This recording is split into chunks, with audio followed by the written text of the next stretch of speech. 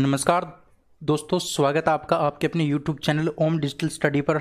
साथियों, कल जो पेपर हुआ था ACF और फॉरेस्ट गार्ड रेंजर के ऑफिसर लेवल का है, वो एग्जाम हुआ था। उसके क्वेश्चन के बारे में मैं डिस्कस करूंगा, उसके आंसर की के बारे में मैं डिस्कस करूंगा। सर ने आपको वीडियो करवाया भी था जिसमें आपको सभी 100 के 100 क्वेश्चनों के आंसर आपको बताए थे, लेकिन आज मैं आपको साइंस के जो क्वेश्चन है वो करवाने वाला हूँ। जितने भी साइंस के क्वेश्चन है वो सारे क्वेश्चन करवाऊंगा, पूरी डिटेल से करवाऊंगा, जिससे कि आपको आगामी एग्जाम के अंदर इसमें थोड़ी हेल्प मिले। ठीक है, तो वीडियो बड़ा इंटरेस्टिंग होगा, आपको बस अंत तक देखना है और मैं आपको सिर्फ साइंस की क्वेश्चन करवाऊंगा।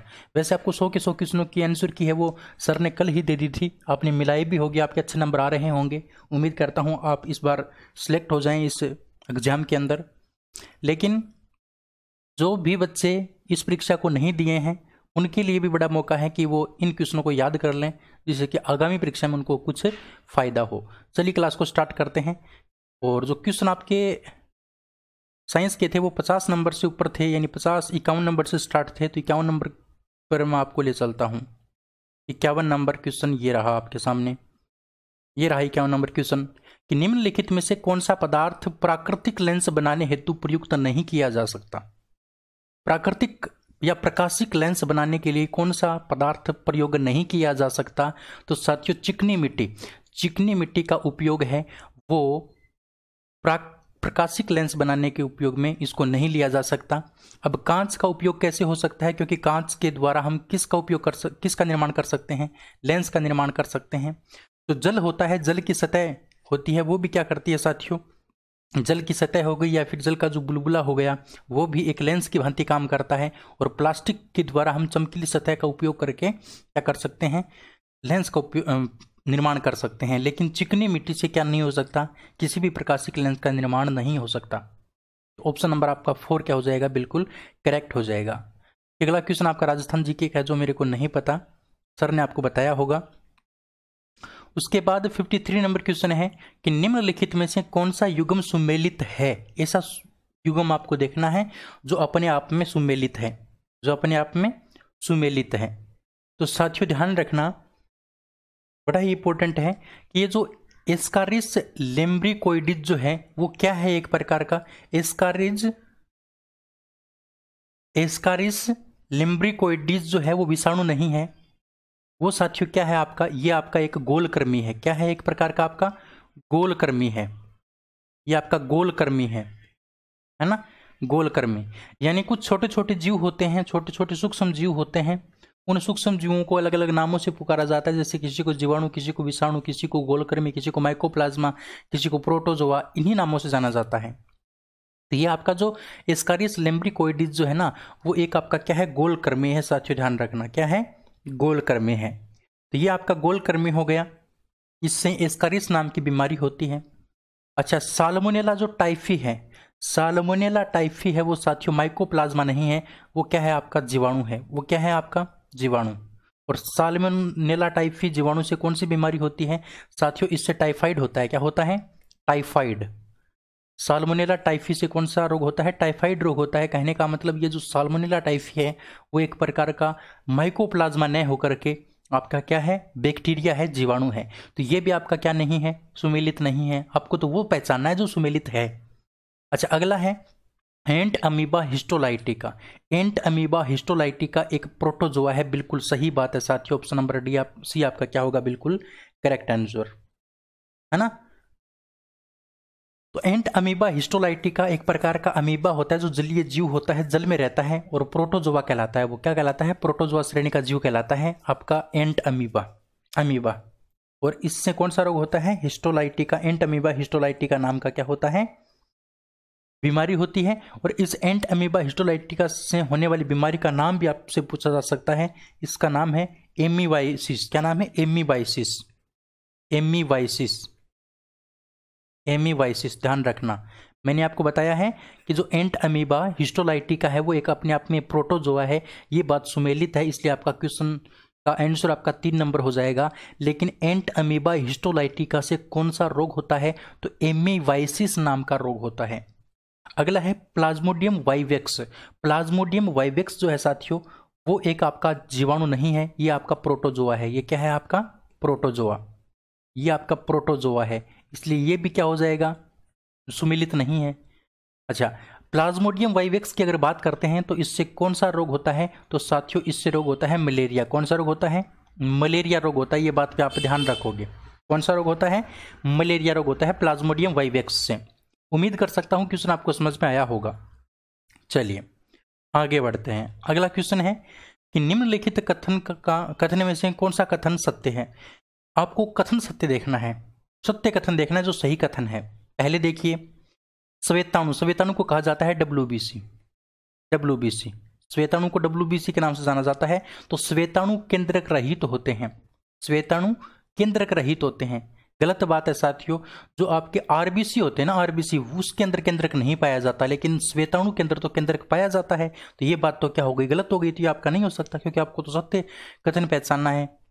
उसके बाद है कि वृद्ध व क्षतिग्रस्त लाल रुधिर कणिकाएं यानी RBC हैं, वो कहाँ पर मतलब नष्ट होती हैं, वो प्लीहा के अंदर नष्ट होती हैं। ये बात बिल्कुल सही है, ये बात मैं कई बार आपको बता भी चुका हूँ। क्योंकि प्लीहा को क्या कहा जाता है, प्लीहा को RBC का कब्रिस्तान कहा जाता है। RBC का जो कब्रिस्तान है वो किसको कहा जाता है, RBC का जो कब्रिस्तान है वो इसी प्लीहा को कहा जाता है। क्योंकि इसी प्लीहा में क्या होता है, इसी प्लीहा में आपका जो लाल रुधिर कणिकाएं होती हैं वो नष्ट होती हैं। तो ये बात बिल्कुल सही है साथियों, ऑप्शन नंबर आपका बी बिल्कुल क्या हो जाएगा, करेक्ट हो जाएगा। आगे दे रखा है कि बिंबाणु का जो उत्पादन है वो यकृत में होता है। नहीं साथियों, यकृत में नहीं होता। यकृत में न होकर के कहाँ पर होता है साथियों, तो आपको पता होना चाहिए अस्थि मज्जा से। अस्थि मज्जा से आपका बिंबाणु यानी प्लेटलेट्स का निर्माण होता है। बिंबाणु बोले तो प्लेटलेट्स, प्लेटलेट्स का निर्माण आपका यकृत में न होकर के अस्थि मज्जा में होता है, इसलिए ये बात गलत है।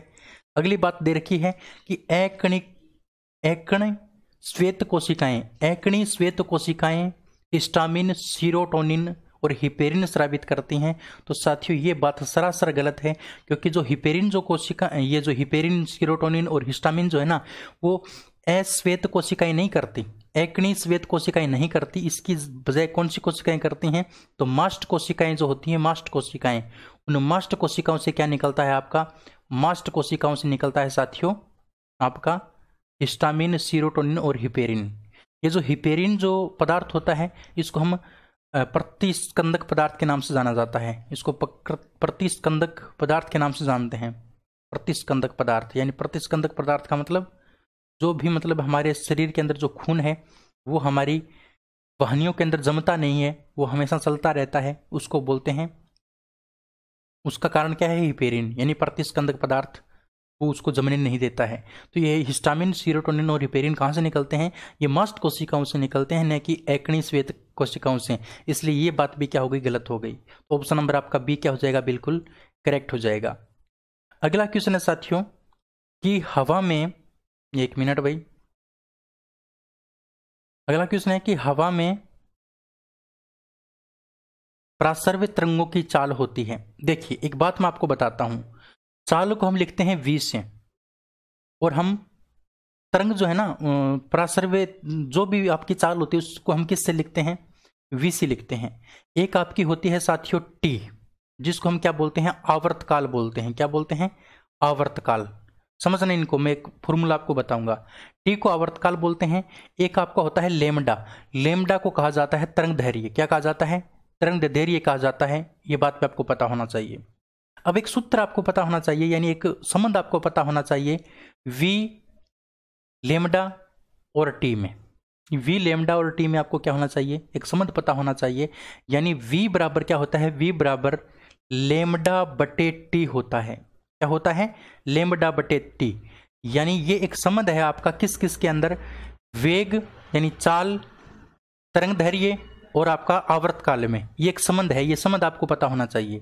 अच्छा, अब एक आपको संबंध और पता होना चाहिए साथियों कि एक बटे जो T होता है उसको हम किसके बराबर लिखते हैं, आवर्ती के बराबर लिखते हैं। किसके बराबर लिखते हैं, आवर्ती के बराबर लिखते हैं। यानी एक बटे T को हम आवर्ती के बराबर लिखते हैं। तो यहां गुणा में तो एक आपको पता ही एक है ही, तो इस एक बटे T का मान क्या हो जाएगा, n हो जाएगा। इस एक बटे T का मान क्या हो जाएगा, a हो जाएगा। तो आपका क्या आ जाएगा, V बराबर n लेमडा। यानी कहने का मतलब V का मान जो है ना वो किसके समानुपाती हो गया, आवर्ती के समानुपाती हो गया।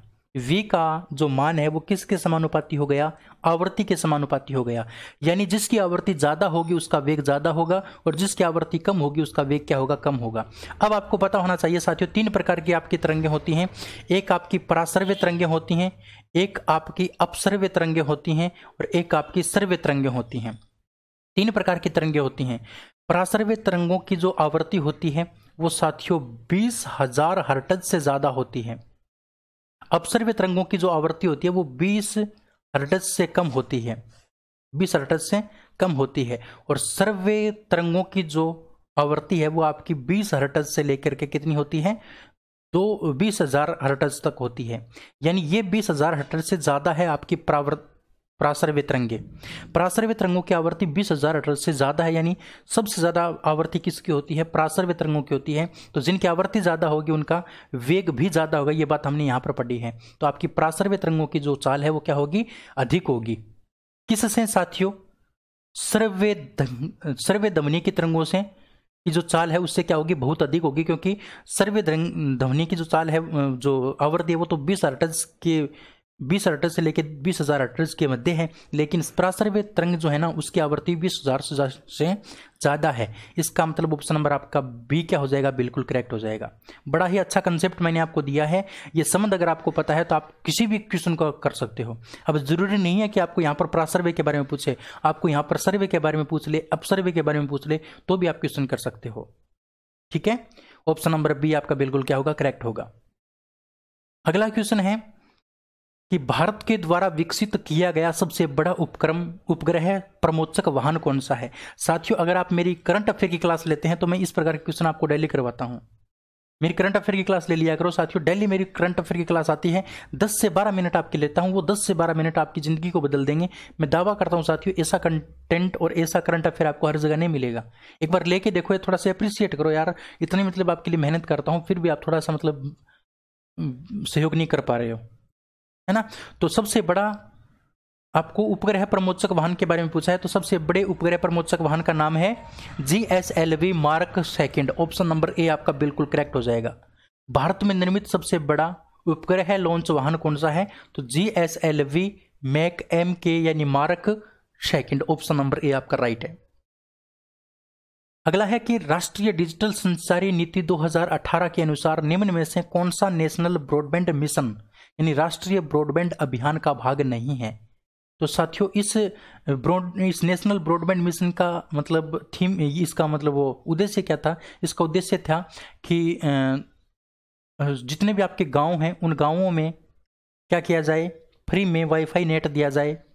तो गांवों से संबंधित ये योजना थी, तो इसको हमने क्या नाम दिया था, ग्राम नेट नाम दिया था। अब ग्राम नगर के अंदर होता है तो इसका नाम नगर नेट भी हो गया, और नगर आपका भारत में होता है तो इसका भारत नेट भी हो गया, लेकिन इसका नाम जनता नेट नहीं था। ऑप्शन नंबर आपका डी क्या है, बिल्कुल करेक्ट है। ऑप्शन नंबर डी आपका क्या हो जाएगा, बिल्कुल करेक्ट हो जाएगा। ठीक है, चलिए अगला है कि निम्न में से एक क्रिस्टलीय ठोस है।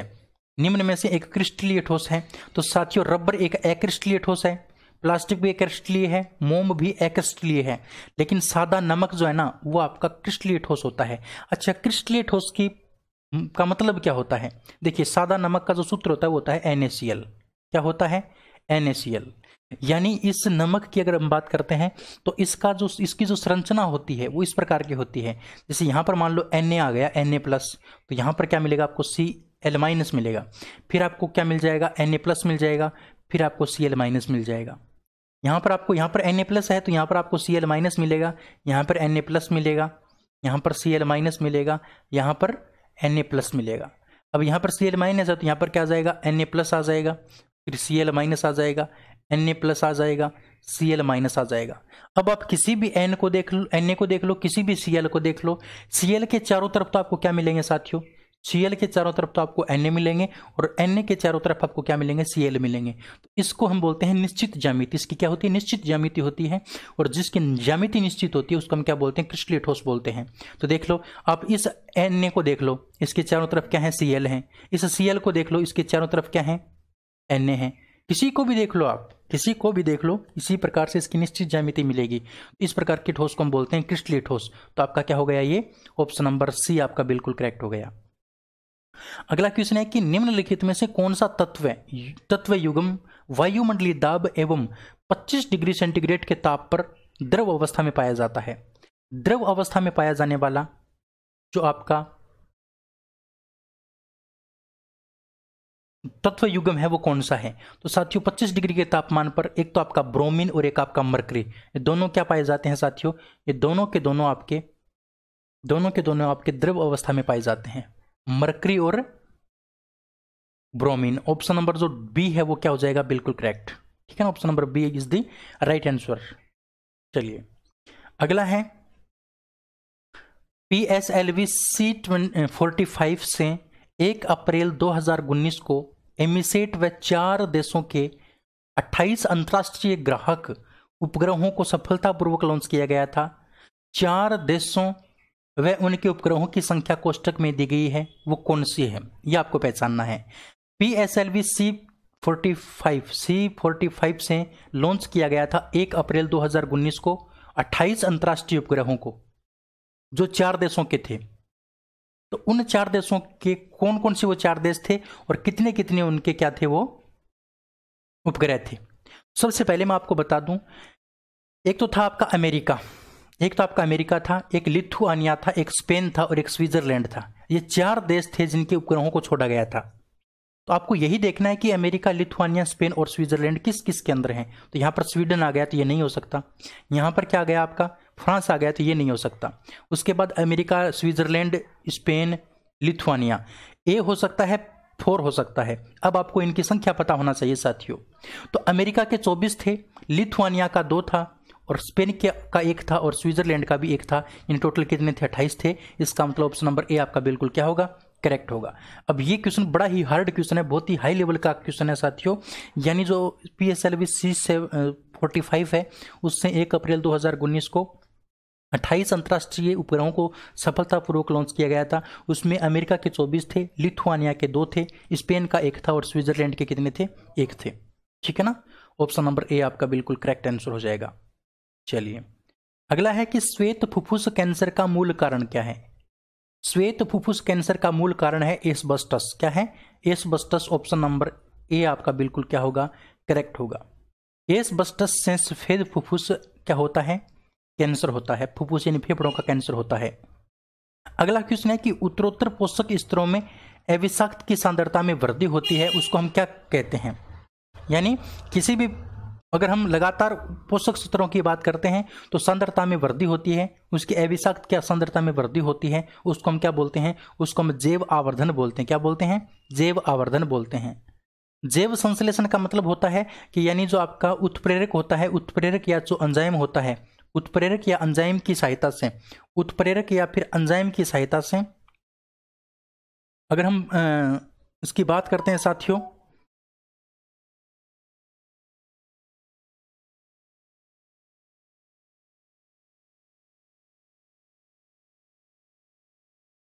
उत्प्रेरक या फिर एंजाइम की सहायता से रासायनिक क्रियाओं में जटिल अणुओं का निर्माण होना क्या कहलाता है?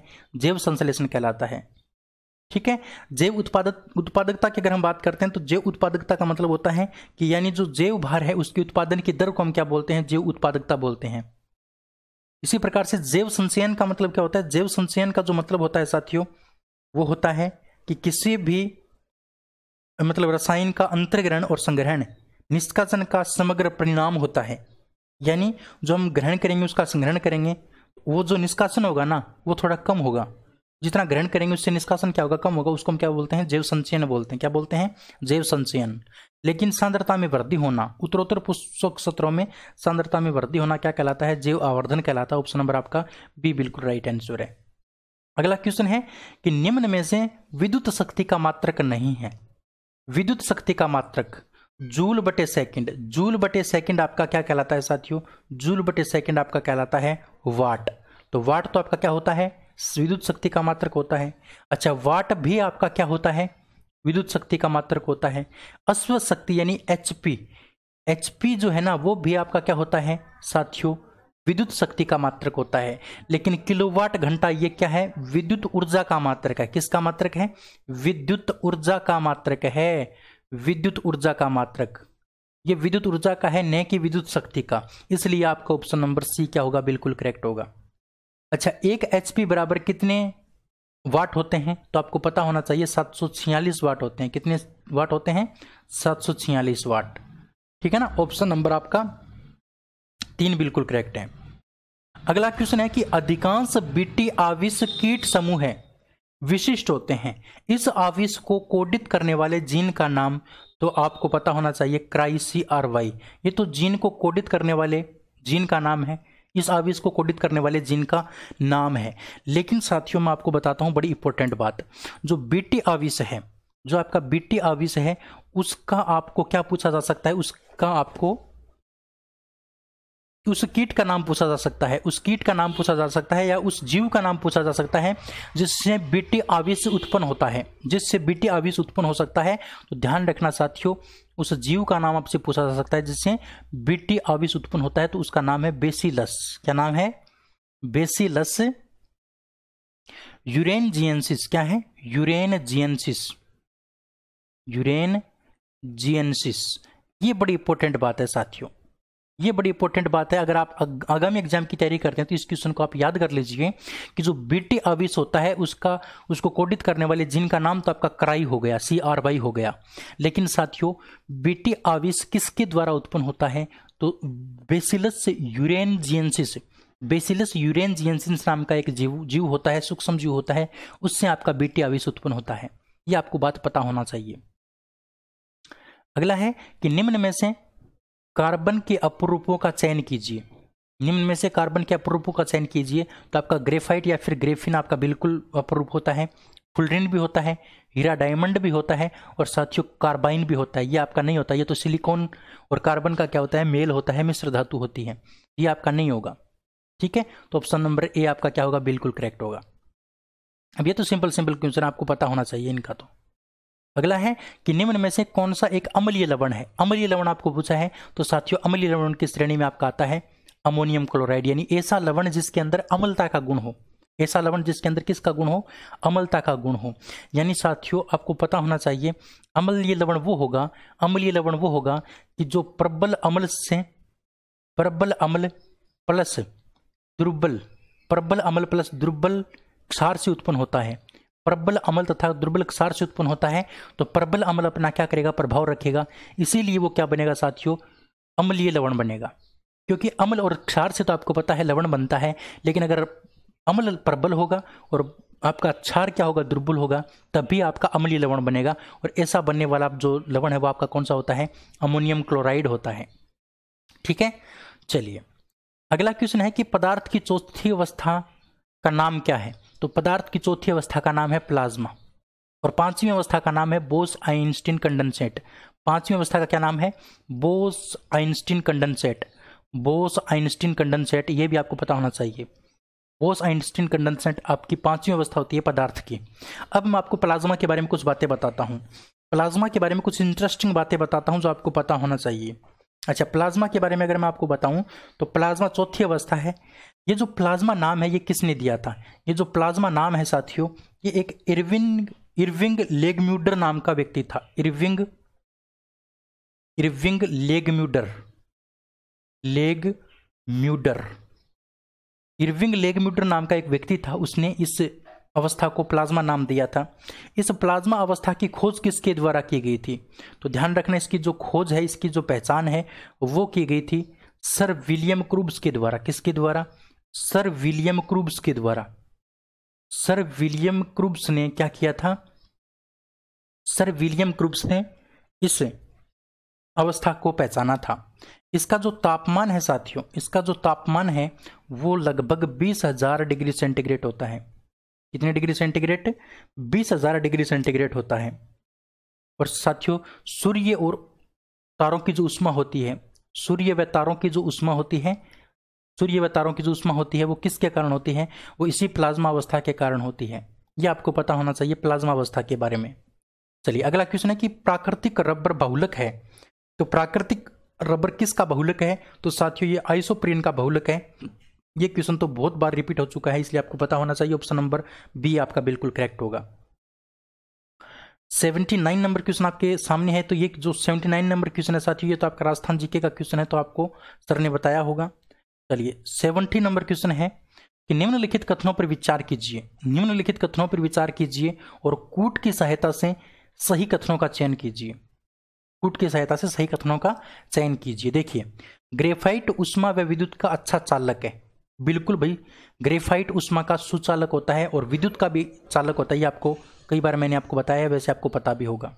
यानी कार्बन का एक ऐसा अपरूप जो विद्युत का चालक होता है वो होता है ग्रेफाइट। दूसरी बात, ग्रेफाइट उष्मा का चालक है परंतु विद्युत का कुचालक है। नहीं भाई, विद्युत का सुचालक है, इसलिए ये बात गलत हो गई। उसके बाद डायमंड उष्मा का अच्छा चालक है। नहीं, ये डायमंड जो है ना वो उष्मा का चालक नहीं है, ये बात गलत है। और विद्युत का कुचालक है, ये बात सही है। लेकिन ये बात देखिए डी नंबर कि डायमंड जो है ना वो उष्मा और विद्युत दोनों का कुचालक है। बिल्कुल सही बात है। ऑप्शन नंबर आपका ए और डी दोनों क्या हो जाएंगे, सही हो जाएंगे। ऑप्शन नंबर ए और डी यानी ऑप्शन नंबर ए आपका बिल्कुल राइट है। चलिए अगला जो क्वेश्चन है साथियों वो आपको दे रखा है करंट अफेयर का क्वेश्चन। तो आप इससे आगे आप खुद कर लेना। जो साइंस के क्वेश्चन थे वो मैंने आपको बता दिए। उम्मीद करता हूँ समझ में आपको आया होगा। समझ में अगर आपको आया है तो आप लाइक कर दीजिए, वीडियो को शेयर कर दीजिए। और साथियों मैं आपसे एक छोटी सी रिक्वेस्ट करता हूँ, आप मेरे से साइंस के अंदर थ्योरी क्लास पढ़ना चाहते हैं या फिर एमसीक्यू, वो आप इस वीडियो के नीचे कमेंट करके बताओगे, क्योंकि मैं 1 या 2 दिन के बाद में वही क्लास स्टार्ट करूंगा जो आप कहोगे। क्योंकि साथियों ना तो आपका सपोर्ट मिल पा रहा है, इतनी मेहनत आपके लिए रात को 2-2 3-3 बजे तक करता हूं, फिर भी आप कोई रिजल्ट आप नहीं दे रहे हो, थोड़ा सा अच्छा नहीं लगता। इसलिए साथियों थोड़ा सा मतलब आपको देखना पड़ेगा कि मेरे को किस प्रकार से पढ़ाना है, थ्योरी पढ़ानी है या एमसीक्यू पढ़ाना है। इसके अलावा साथियों मेरी जो करंट अफेयर की क्लास आती है वो करंट अफेयर की क्लास आपके लिए रामबाण साबित होगी। साथियों रोजाना आपके 10 से 15 मिनट में आपके लेता हूँ, ज़्यादा टाइम आपका नहीं लेता हूँ। वो 10 से 15 मिनट आप दे दिया करो, आपका भला हो जाएगा और आपको बहुत कुछ सीखने को मिलेगा। रोजाना सुबह 7 बजे मेरी करंट अफेयर की क्लास आती है, 7 बजे, है ना। और ये जो साइंस की क्लास है ये शाम को मेरी 8:30 पर डेली क्लास आती है। लेकिन अब मैं आपको बताना है कि थ्योरी पढ़ानी है या एमसीक्यू पढ़ाना है, क्योंकि मैंने थ्योरी पढ़ाना स्टार्ट किया था। स्टार्टिंग में रिस्पॉन्स ठीक मिला, लेकिन उसके बाद धीरे धीरे बिल्कुल कम हो गया। तो भाई आपको क्या पसंद नहीं आया वो मेरे को बताना है, आपको सजेशन देना है, जिससे कि मैं मेरे में इंप्रूव कर सकूँ और आपको बहुत अच्छा कंटेंट दे सकूँ। ठीक है, चलिए आज के इस वीडियो में इतना ही। अगले वीडियो में फिर मिलेंगे, तब तक के लिए जय हिंद, जय Bharat, thank you, bye bye.